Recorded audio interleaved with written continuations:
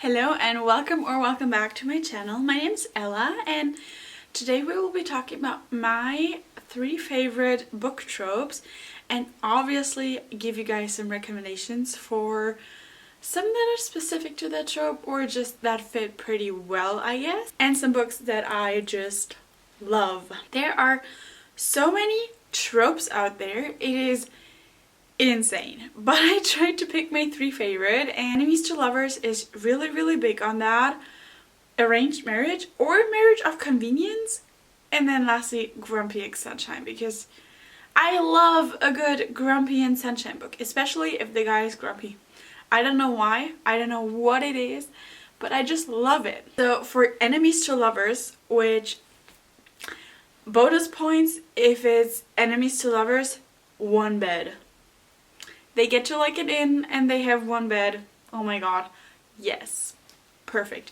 But I have, at least for enemies to lovers, I have 2 genres. I have romantasy and I have romance only, because I feel like with this it works perfectly.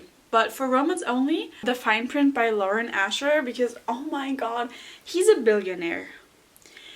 She starts working for him in a way. He has like this whole amusement park kind of thing, and they don't get along at first. They do not get along at first. But what do you mean? He's a billionaire with an amusement park? Yes. Archer's Voice. Archer's Voice is one of my favorite books ever. This is not really enemies to lovers, but there's a lot of tension at first because Archer, he doesn't talk. And he can talk. He's not deaf though, but he can't talk. So she gets into this homey little town. There's Archer, the grumpy guy that hasn't talked to anybody in ever, and he's closed off and everything, but you know, they always cross paths. They have to face each other a lot, and the enemies turn into lovers. And what can I say? The quotes in this book, the things he does, yes. Simply just yes, because Archer, he owns my heart. But now let's hop to the fantasy books, or well, romantasy. Why would you have enemies to lovers in a pure fantasy book? Maybe, but not my genre. So I tried to pick books that are not super popular, because obviously there's lots of enemies to lovers in the super popular books. The Fourth Ring, ACOTAR maybe. But I tried to pick some really good ones. So for one, I picked The Bridge Kingdom, which also fits marriage of convenience, but that's not the point here. It is enemies to lovers because they have to get married in order to unite their kingdoms.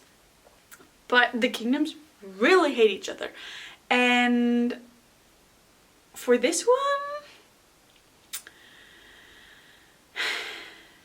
she starts to learn that everything she learned maybe hasn't been so correct, but she has been sent to kill him. She has been sent to his kingdom to marry him, to kill him, so her kingdom can take over. Such a good book, such a good book. And lastly, we have These Hollow Vows. So These Hollow Vows, I just love that book so much because I think her name was Abriella, but she hates the Fae. She absolutely hates the Fae folk, and her sister gets kidnapped, I believe. Just, you know, there's this whole issue with her sister. So our protagonist, she has to dive into the Fae world and basically get in there undercover-ish to find her sister. And she has to get into the Fae kingdom and try and free her sister, and there she meets a guy. And at first they hate each other. They hate each other. And I love every second of it.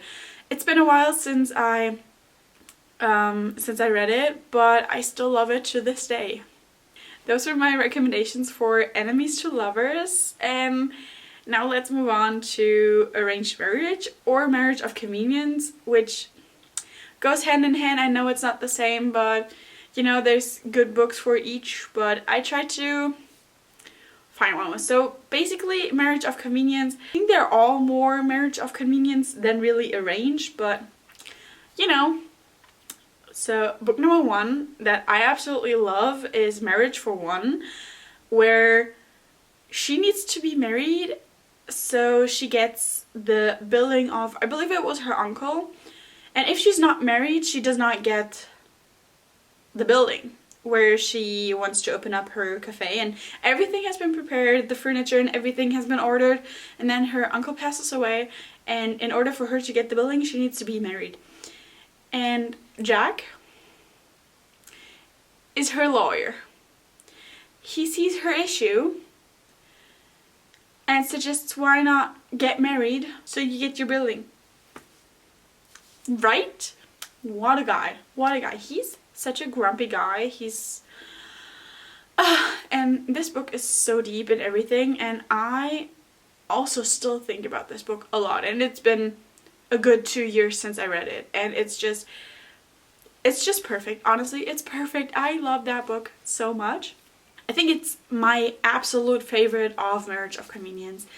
But there's 2 more that I keep thinking about. So next up is King of Wrath by Anna Huang, and I know she's popular, but King of Wrath really is done so well. And in this book, Vivian needs to marry, I believe his name was Dante. Was it? I think so. But basically her parents make her marry him, and she's kind of like this rich girl-ish, but she's also trying to be her own person, and she really does not want to get married to him. But he also needs to marry her for his own goals and everything, so they do get married. So basically this is more arranged than Marriage of Convenience. You see, I'm so not prepared with these 2, like splitting them up, whatever. They get engaged and everything, and there's just this whole book's about them knocking hats, but also kind of slowly falling in love. And then the last book is Terms and Conditions, which is actually book number 2. Book number 2. The first book I mentioned in Enemies to Lovers, because book number 1 is The Fine Print, book number 2 is Terms and Conditions, also by Lauren Asher, obviously. And Terms and Conditions is about the brother of the guy from book number 1. I love it. So the whole series, it's 3 books, and book number 1, 2, and 3 are about one of the brothers. So it's all these billionaires. And book number 2, it's a Marriage of Convenience, because he also needs to get married for his inheritance and everything, and his assistant actually offers to marry him. Right? Right? I love it so much, and yeah. Also, book number 3 is good too. If you're into this series, just read all 3 books. Lastly now, we have Grumpy and Sunshine, because it's such a good trope. And one book I absolutely adore, which probably a lot of people have read, but it will always be The Love Hypothesis, because I don't know what Ellie puts in her books, but this is magic. And just Adam, oh my god, he's so grumpy and everything, but basically in this book, what's her name? He's a professor, and she's also at this workplace thing, and she pretends that he is her boyfriend in front of, I don't remember, her friends or something. Turns out they actually have to work together, and now she pretended that they're dating. So this is kind of like a fake dating, and he's so grumpy and she's such a sunshiny, and I just... Another book that's also been pretty popular, but I haven't seen this in a while, is Things We Never Got Over by Lucy Score, because whatever Lucy Score writes is also really, really good. I don't know. I always need a long time to read her books. English is my second language, so some writings I need some time with, and Lucy Score is one of them, but I just adore her writing so much, even though I need ages to get through it. Things We Never Got Over is about Naomi and Knox, and Naomi's sister, really not a good person. I believe she steals her car, she steals her money, And so Naomi is a runaway bride and she ends up in Knockemout, where her sister left her a niece.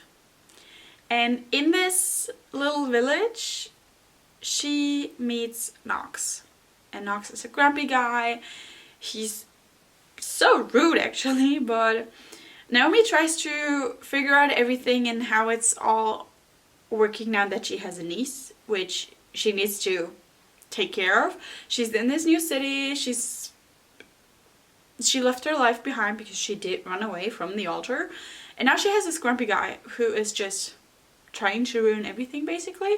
But so well done. The last book for my tropes recommendations is Training the Heart. This is also such a perfect example for Grumpy and Sunshine because this is book number 2 in the series. Book number 1 is Holding the Reins by Paisley Hope. And in this book it's about Wade. In book number 1 it's, I believe, about his sister. I think so. But he has a failed marriage and his dad has passed away and he's trying to get the ranch working, and he hires Ivy. Ivy wants to start fresh at this ranch and everything, work with the animals and everything, but Wade is kind of an asshole, kind of really grumpy, and basically tries to make her life hell for whatever reason.